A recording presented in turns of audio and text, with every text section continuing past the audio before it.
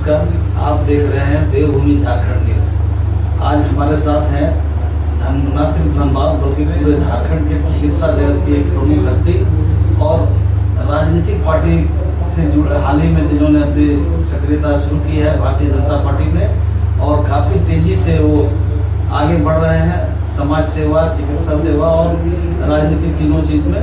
वो है अशरफी हॉस्पिटल के CEO श्री हरेंद्र सिंह। तो आज हम इनसे बातचीत करेंगे राजनीति के सवाल पे। सर, सबसे पहले आपका देवभूमि झारखंड न्यूज के बोले नेताजी कार्यक्रम में बहुत बहुत स्वागत है सर। आपको पहले हम बता दें कि हरेंद्र सिंह जी पिछले साल 2024 में इन्होंने भाजपा की सदस्यता ली थी और इनका एक प्रोग्राम स्लोगन बहुत पॉपुलर हुआ था धनबाद में, धनबाद फर्स्ट। ये काफ़ी चर्चित रहा उस दौर पिछले साल से लेकर लगातार हम अभी भी आप काम कर रहे हैं इस पर। तो आपने सर चिकित्सा के क्षेत्र में इतना सफल होने के बाद राजनीति में आने का फैसला आप कैसे किया? राजनीति में आने का फैसला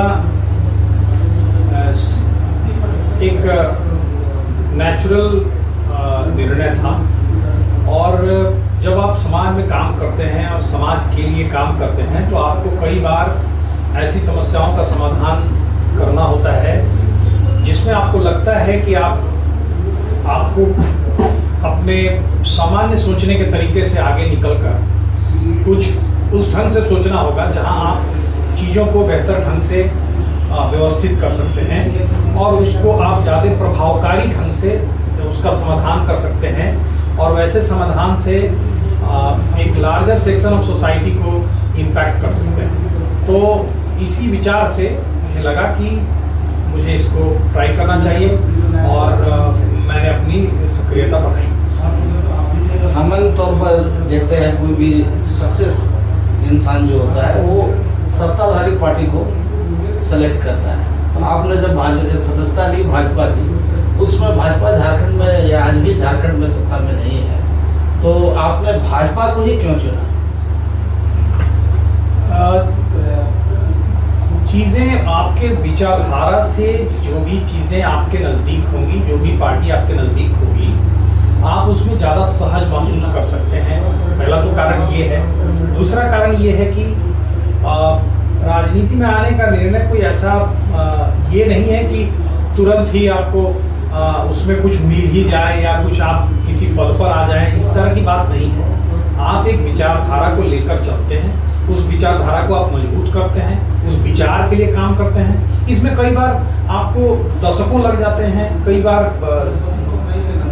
2 दशक 3 दशक ऐसे भी समय लगता है, और जब आप एक लंबी प्रक्रिया में आप जब दूरगामी परिणामों के लिए किसी काम को चुनते हैं तो आप तुरंत ही किसी चीज़ को प्राप्त कर लेने की इच्छा नहीं रखते हुए, जो आपका मौलिक विचार है जिसके लिए आप उस काम को कर रहे हैं, अगर उसमें आप दिनों दिन प्रोग्रेस कर रहे हैं तो ये एक बहुत बड़ी संतुष्टि की बात हो जाती है। धनबाद फर्स्ट क्या था जो स्लोगन आपने दिया था? धनबाद फर्स्ट जब मैं विचार कर रहा था कि लोगों के पास अपना एक संदेश मैं दूं कि मैं क्या चाहता, तो आप जब सीमित साधन में हैं, जब आपका सीमित अख्तियार है, सीमित आपके पास संसाधन है, तो मुझे लगा कि हम लोग धनबाद में हॉस्पिटल चलाते हैं।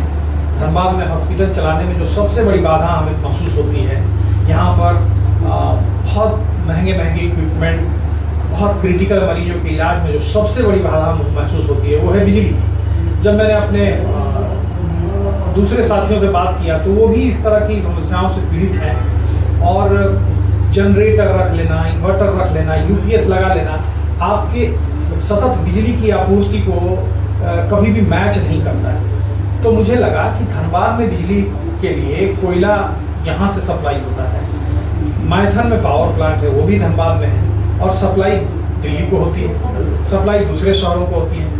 ये लगा कि ये कहीं ना कहीं अन्याय है, और हमें लगा कि धनबाद फर्स्ट का स्लोगन सिर्फ इसी बात को इंडिकेट करता है कि भाई हमें हर मामले में हमारा हक मिलना चाहिए, हमारा हिस्सा मिलना चाहिए, हमें प्रायोरिटी मिलनी चाहिए और धनबाद को हमें मिलजुल कर सभी लोगों का साथ लेकर धनबाद को हर मामले में, शिक्षा के क्षेत्र में, चिकित्सा के क्षेत्र में, इंडस्ट्री के क्षेत्र में मुझे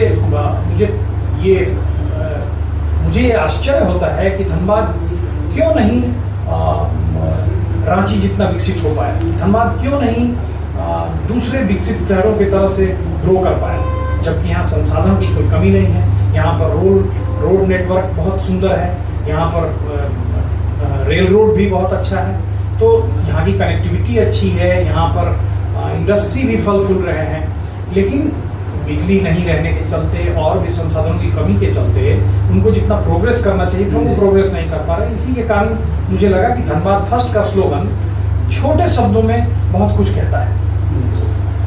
इसके तहत आपने कौन सा काम अब तक किया है? मैं इसके तहत लोगों को अलग अलग जगहों पर जाकर जागरूक करने का काम कर रहा हूँ। मैं लोगों के बीच जाकर समझता हूँ कि वहाँ पर एक्चुअल समस्या क्या है। इसी क्रम में मैंने कई गाँव में दौरा भी किया।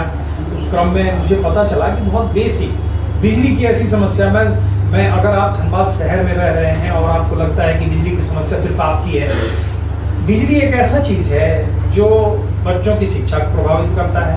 बिजली एक ऐसी चीज़ है जो महिलाओं को अगर उनके यहाँ पानी नहीं आ रहा है, उनके यहाँ अगर तो कोई मोटर नहीं लगा सकता है। तो बिजली की समस्या एक मूलभूत समस्या के रूप में मेरे सामने निकल के आई और इसी क्रम में लोगों को धीरे धीरे मैं जागरूक करने का प्रयास कर रहा हूँ। और मुझे प्रसन्नता है कि धनबाद फर्स्ट के स्लोगन से लोग अपने आप को जोड़कर देख रहे हैं। काफ़ी इसकी चर्चा भी है, क्षेत्र में भी देखते हैं, गांव में लोग आपके स्लोगन को पसंद कर रहे हैं।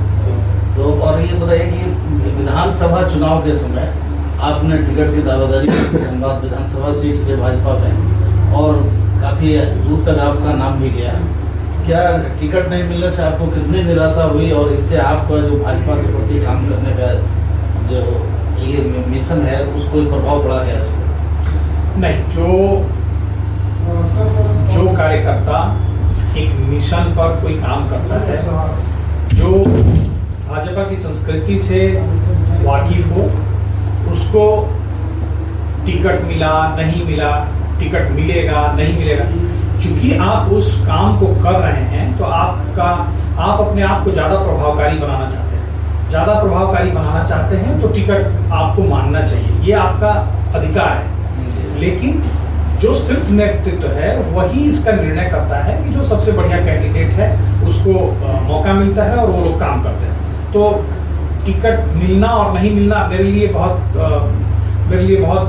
मैं वैसे भी काम में बहुत इंगेज रहता हूँ, तो टिकट मिलना मेरे लिए कोई वो पेशा नहीं है या वो अर्न करने का संसाधन नहीं है। मैं अपना काम करता हूँ और मेरा काम सतत चलता रहेगा। मेरा काम उस टिकट के मिलने और नहीं मिलने पर कोई प्रभाव नहीं है। इसलिए मुझे एक क्षण भी नहीं लगा टिकट नहीं मिला, वो कोई बड़ा इशू नहीं था।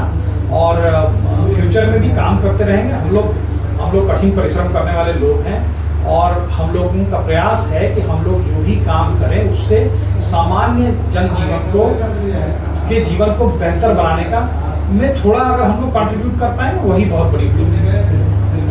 अभी नगर निकाय चुनाव होने की भी संभावना है और धनबाद फर्स्ट आपका स्लोगन जो है नगर निगम क्षेत्र में ज़्यादा इस पे काम हो सकता है।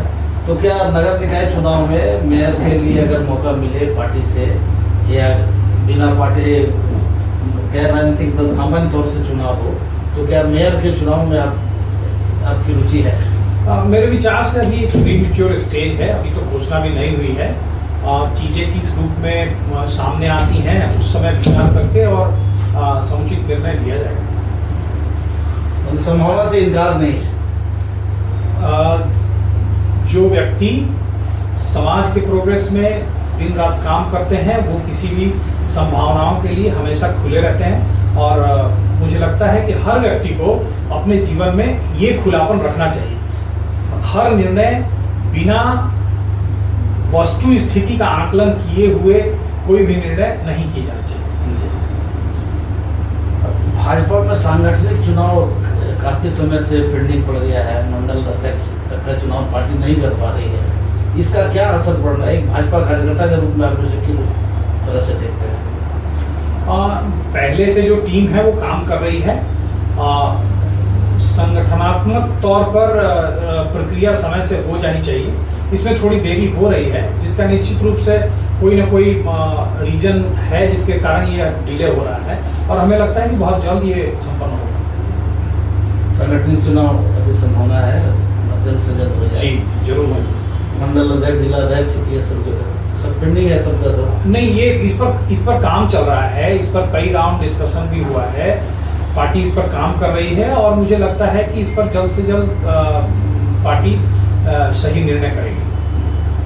भाजपा मुख्य विपक्ष है, विपक्षी पार्टी है, तो क्या आप इस बात से सहमत है कि एक विपक्षी पार्टी के रूप में भाजपा की झारखंड में भूमिका?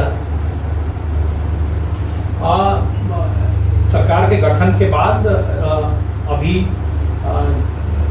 समुचित समय नहीं मिला है, बट एक विपक्ष के रूप में भाजपा अपनी जिम्मेवारी बेहतर ढंग से निभा रही है और इसको आगे और भी बेहतर करने की तैयारी है। यहाँ पर झारखंड के जो इश्यूज हैं, झारखंड में जो इश्यूज ज्वलंत हैं, बाहरी आदिवासियों को लेकर और भी अन्य रोजगार को लेकर जो भी मुद्दा है, उस सब मुद्दों पर भाजपा गंभीरता से काम कर रही है। वो बांग्लादेशी घुसपैठ, यह मुद्दा भाजपा का काम नहीं रहा है, सक्सेस नहीं रहा चुनाव में जैसा देखने को मिला, तो पार्टी को लोगों को जोड़ने के लिए कोई और नया मुद्दा उठाना चाहिए। किसी चीज में सफलता, किसी चीज में असफलता मिलना, और असफलता मिलना या सफलता मिलना वो अंत नहीं होता, ये शुरुआत होती है। आप जो बांग्लादेशी घुसपैठ का मुद्दा भाजपा उठाई, उस मुद्दे में असफलता क्षणिक है, इस पर लंबे समय तक काम किए जाने की आवश्यकता है, क्योंकि आज नहीं तो कल लोग असलियत को समझ जाएंगे और चीज़ों को अप्रिशिएट करेंगे। तो ये असफलता क्षणिक है और हम लोग इसमें सफल हुए। ये थे श्री हरेंद्र सिंह जी, भारतीय जनता पार्टी के नेता और असरफी हॉस्पिटल के CEO। इनसे हमने भाजपा की राजनीति और राजनीति में उनकी सक्रियता पर बातचीत की। अगले बार फिर हम आपके पास एक राजनीतिक हस्ती को लेके आएंगे, तब तक देखते रहिए देवभूमि झारखंड।